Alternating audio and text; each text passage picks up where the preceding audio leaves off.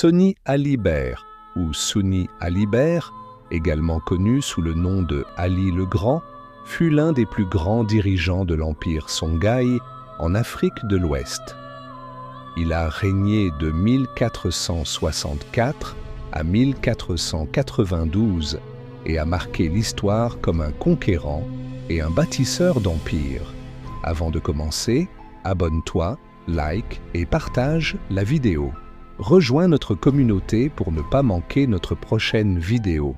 Soni Ali était membre de la dynastie Soni qui dirigeait le Songhai avant lui. Avant son règne, le Songhai était une petite puissance régionale sous l'influence des empires voisins, notamment l'empire du Mali. Lorsque Soni Ali prit le pouvoir en 1464, il entreprit de transformer son royaume en un empire puissant et indépendant.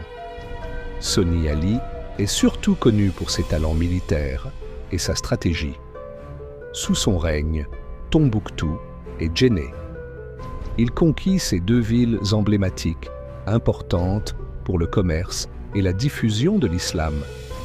La prise de Tombouctou en 1468 renforça la domination économique du Songhai.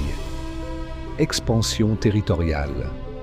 Soni Ali étendit l'empire le long du fleuve Niger, s'assurant le contrôle des routes commerciales cruciales. À son apogée, l'empire Songhai était le plus grand empire d'Afrique de l'Ouest. Bien qu'il fût un guerrier redouté, Soni Ali mit également en place des politiques pour renforcer l'unité de son empire. Bien qu'il fût soupçonné de ne pas être un musulman très pieux, il respectait les coutumes locales et les pratiques animistes des populations rurales, tout en maintenant des relations avec les érudits islamiques des grandes villes.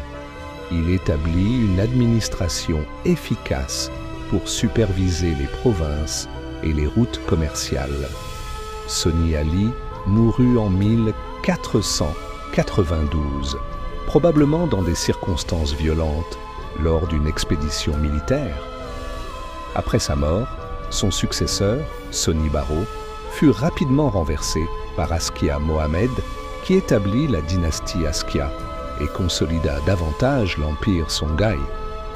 Soni Alibert est souvent décrit comme un roi controversé.